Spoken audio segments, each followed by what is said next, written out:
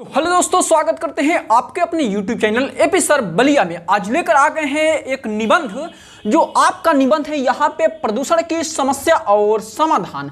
आपको बता दे रहे हैं कि हमारे पास 2020 का और 2022 का यहाँ पे पेपर है और जो अधिकतर बार पूछा गया है उसी को हम बताने वाले हैं। चलिए सबसे पहले आपको दिखाते हैं यहाँ पे 2020 का पेपर में कि यहाँ पे मेरे प्रिय कवि ऐसे ही आपको क्वेश्चन दिया जाएगा, आपको और हल करना होगा। और यहाँ पे दिखा रहे हैं 2022 का पेपर। सबसे पहले आप लोगों को ध्यान होगा कि जो भी हम क्वेश्चन बताते हैं पहले पेपर में दिखाते हैं, उसी के बाद बताते हैं। और यहाँ पर भी देख सकते हैं, यहाँ पर हम आपको दिखाने जा रहे हैं, कहा गया यहाँ पे मेरे प्रिय कवि, यानी कि 2022 में भी और 2020 में भी दोनों में आया है। तो हम कह सकते हैं कि ये भी मेरे प्रिय कवि वाला भी इंपॉर्टेंट है आपके बोर्ड एग्जाम के लिए। आप देख सकते हैं 2022 का पेपर का है और ये वाला 2020 का पेपर का है। ठीक, तो मेरे प्रिय कवि पे और छात्र वाले पे जरूर पढ़कर जाइएगा। आपको हम बताने वाले हैं प्रदूषण की समस्या। चलिए सबसे पहले आप लोग को पेपर में कैसे देगा और किस टाइप से देगा, तो इस बार 9वां नंबर क्वेश्चन में देगा आपका प्रदूषण की समस्या, चाहे जो भी निबंध आपके 9 नंबर क्वेश्चन में देगा, यानी सबसे लास्ट में। तो आपको कॉपी में सबसे पहले लिखना है कि प्रश्नोत्तर संख्या 9, और उसमें से देख लेना है 3-4 रहेगा। जैसे कि मान लीजिए कि यहाँ पे दिया है, जैसे कि कितना दिया है, यहाँ पे 4 दिया, तो इसमें से कौन सा करना है। ऐसे हम फर्स्ट वाला उठाए हैं, ठीक, उस पेपर में का फर्स्ट वाला उठाए हैं, ये मॉडल पेपर का क्वेश्चन है। सबसे पहले वो उठा लिए, उसके बाद लिखना है नीचे कि प्रदूषण की समस्या और समाधान। जिस टॉपिक पे आपको लिखना है वो वाला लिख दीजिएगा।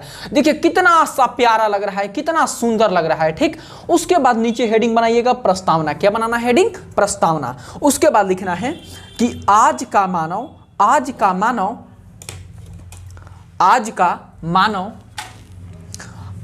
मानव प्रौद्योगिकी के जंजाल में फंसकर स्वयं को भी मशीन का ऐसा निर्जीव बनकर रह गया है, इसलिए पर्यावरण का ध्यान भी नहीं रख पा रहा है। यानी कि कहने का मतलब क्या है कि पर्यावरण हमारा प्रदूषण क्यों हो रहा है, क्योंकि जो आज के मनुष्य है यानी मानव है, वो अपने आप को भी एक निर्जीव मशीन की तरह रख दिया है, ठीक। उसके बाद हमारा सबसे बड़ा चुनौती पर्यावरण को बचाना है, क्योंकि हवा, पानी, जंगल, मिट्टी इत्यादि सब कुछ प्रदूषित हो चुका है। इसलिए पर्यावरण का महत्व प्रत्येक व्यक्ति को बताना चाहिए,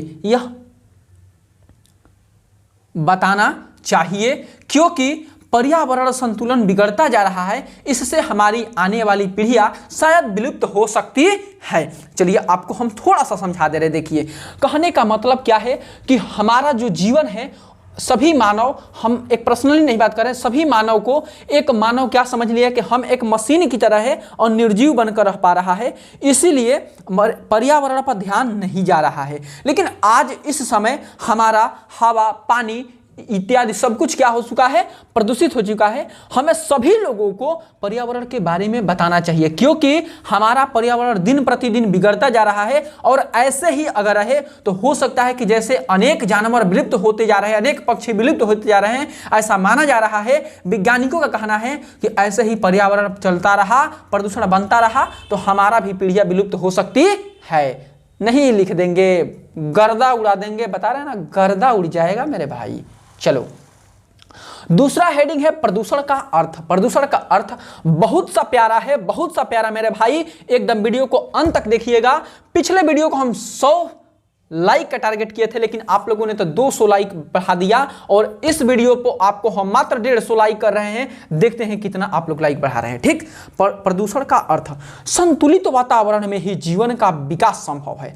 आपको बता दे रहे, पहले पढ़ दे रहे हैं। जब वातावरण में कुछ हानिकारक घटक आ जाते हैं तो वे वातावरण को प्रदूषित कर देते हैं। जनसंख्या वृद्धि होने के कारण ही हमारा पर्यावरण अधिक मात्रा में प्रदूषित हो रहा है। आप लोग को अब समझाने का प्रयास कर रहे हैं कि संतुलित वातावरण में ही जीवन का संभव है। जब वातावरण का संतुलन अच्छा नहीं रहेगा तो हमारा जीवन भी क्या हो जाएगा, नष्ट होने लगेगा। लेकिन आजकल क्या है कि हमारा पर्यावरण बहुत दूषित हो चुका है। प्रदूषित देख रहे हैं कि कोरोना में लोगों का संतुलन बिगड़ने लगा था, सांस लेने में प्रॉब्लम आ गई थी। लेकिन क्यों? क्योंकि हमारा पर्यावरण खराब हो चुका था। और इसका मुख्यतः कारण है जनसंख्या में वृद्धि, क्योंकि जब जनसंख्या में वृद्धि होगा तो यह गारंटी है कि पेड़ों का कटाव होगा, धरती की भरपाइयाँ होंगी, उससे हमारा पर्यावरण क्या होता है, प्रदूषण होता है। अब देखते हैं प्रदूषण के प्रकार। ये बहुत आसान टॉपिक है, यही टॉपिक आप लोग पढ़ कर जाएंगे ना तो बोर्ड एग्जाम में 1.5 पाना भर कर आएंगे। ठीक, वायु प्रदूषण सिंपल सा पहले बता रहे कि वायु प्रदूषण कैसे होता है। आप लोग सिंपल से लिखिएगा कि वायु जीवन का अनिवार्य स्रोत है, वायु के बिना हम जी नहीं सकते हैं। प्रत्येक प्राणी को जीने के लिए, इसको हम समझाएंगे अपने लैंग्वेज में, जीने के लिए ऑक्सीजन की यानी वायु की आवश्यकता होती है। आजकल वायु पूरी तरह से दिन प्रतिदिन प्रदूषित होती जा रही है। किसी भी जीव जंतु का शव खुले स्थानों में छोड़ देते हैं, जिससे हमारा वायु प्रदूषण। ये तो गांव वाला फीलिंग आ गया ना मेरे भाई, ये तो गांव वाला गया, जो होता है आपके आंखों से दिखाई देता है, वही तो बता रहे हैं। देखिए कैसे, अब कॉपी को छोड़िए, हमारा सुनिए।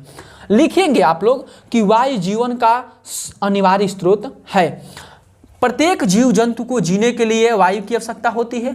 आजकल हमारा वायु कैसे प्रदूषित हो रहा है, तो हम किसी भी जीव को मर जाने पर खुले अवस्था में छोड़ देते हैं, वो सड़ जाता है, सड़ने के बाद वह हवा में जैसे गति करने लगता है और हमारा पर्यावरण क्या हो जाता है, यानी वायु क्या हो जाता है, प्रदूषित हो चुका है। ठीक, चलिए नेक्स्ट, चलिए दूसरा टॉपिक लगाइएगा, जल प्रदूषण।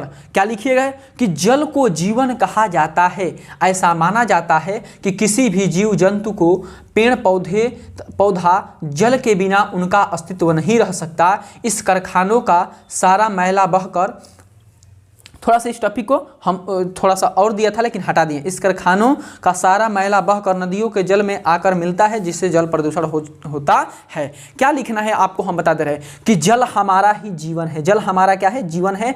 जल के बिना कोई भी जीव जंतु यानी प्राणी नहीं रह सकता, उनका अस्तित्व संभव नहीं है। आजकल जल कैसे प्रदूषण हो जाता है, बड़े बड़े जो कारखाने हैं, कल कारखाने हैं, उनका कूड़ा कचरा क्या हो जाता है, नदियों से कनेक्ट कर दिया जाता है, नदियों से जोड़ दिया जाता है, और जितने भी कूड़ा कचरा होता है नदियों में चला जाता है, जिससे हमारा जल प्रदूषण होता है। सिंपल सा कहानी है मेरे भाई। तीसरा टॉपिक है ध्वनि प्रदूषण। ध्वनि प्रदूषण तो हम भी करते हैं, सभी लोग करते हैं, तो ध्वनि प्रदूषण को काहे नहीं जानेंगे। चलिए देखिए, ध्वनि प्रदूषण भी आजकल एक समस्या, नई समस्या है। ध्वनि प्रदूषण एक नई समस्या है, इसे वैज्ञानिकों द्वारा पैदा किया गया। आज सोचिए कि वैज्ञानिक ने मोटर नहीं बनाया होता, मशीन नहीं बनाया होता, तो ध्वनि प्रदूषण नहीं होता। लेकिन ऐसा साधन नहीं होता तो हमारा जीवन भी आज जिस मुकाम पे है उस मुकाम पे नहीं जाता। मोटर कार, ट्रैक्टर, मशीनें तथा लाउड स्पीकर ध्वनि के संतुलन को बिगाड़कर ध्वनि प्रदूषण उत्पन्न कर देता है। चलिए 2 टॉपिक मात्र बचा है, प्रदूषण की समस्या तथा हानियां।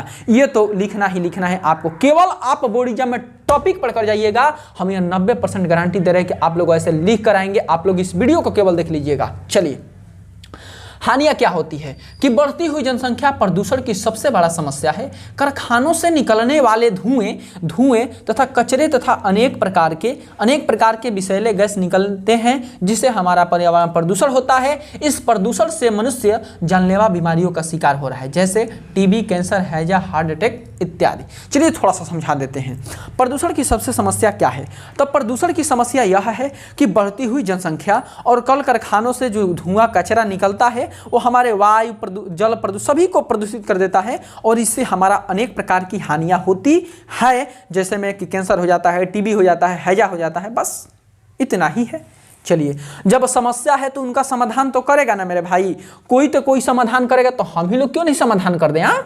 चलिए, पर्यावरण प्रदूषण से बचाने के लिए सबसे अच्छा साधन है, यानी कि पर्यावरण प्रदूषण को कैसे बचाया जाता है, तो उसका सबसे अच्छा साधन है कि अधिक मात्रा में वृक्षारोपण करना तथा पेड़ों की कटाई पर रोक लगाना। अगर हम अधिक मात्रा में वृक्षारोपण करते हैं और पेड़ों की कटाई पर रोक लगाते हैं तो हमारा पर्यावरण बहुत अच्छा संतुलन बना रहेगा। ठीक, तथा बढ़ती हुई जनसंख्या पर सख्त रोक लगाना। बढ़ती जनसंख्या देख रहे हैं, अभियान चलाया जा रहा है कि हम 2 हमारे 2। ठीक, तेज ध्वनि वाले वाहनों पर रोक लगाना तथा लाउड स्पीकरों आदि का प्रयोग नियंत्रित मात्रा में करना। ठीक, जो भी हमारे जैसे कि कोई भी शादी फंक्शन में 15-20 डीजे बजाने लगते हैं, लेकिन ऐसा हमको नहीं करना चाहिए। जितना आवश्यकता है उतना ही करना चाहिए ताकि ध्वनि प्रदूषण न हो। चलिए, सबसे लास्ट अगर वो टॉपिक नहीं लिखते हैं तो आपका नंबर बिल्कुल नहीं आए। चलिए, लास्ट टॉपिक है उपसंहार। और उपसंहार को अगर नहीं लिखते हैं तो आपका एक भी नंबर नहीं मिलेगा, ये मेरे गारंटी है। देखिए, खुशी का बात यह है कि भारत सरकार प्रदूषण की समस्या को लेकर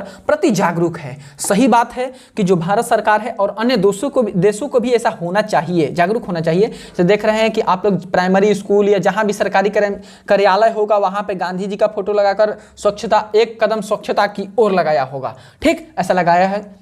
ठीक, जगह जगह पर स्वच्छता अभियान चलाया जाना चाहिए, बिल्कुल चलाया जाना चाहिए, ताकि हमारा पर्यावरण प्रदूषण न हो। उचित स्थान पर कूड़ा कचरा फेंकना चाहिए। सिंपल बात लिखे हैं जो हम लिखते हैं, सही बात है कि उचित स्थान पर कूड़ा कचरा फेंकना चाहिए। वृक्षारोपण के लिए लोगों को उत्साहित करना चाहिए और आप सभी हमको मिलकर वृक्षारोपण तेजी से करना चाहिए। मेरे भाई, इस वीडियो अगर अच्छा लगा होगा तो हम यहाँ पे 150 लाइक का टारगेट रखे हैं, इस लाइक को जरूर पूरा कीजिएगा। और आप लोगों के सपोर्ट से जल्दी ही 1K होने वाला है। मात्र 2 दिनों के अंदर में हमको लगता है कि 1K हमारा कंप्लीट हो चुका है। 1K का फैमिली यानी 1000 लोगों का फैमिली होने जा रहा है।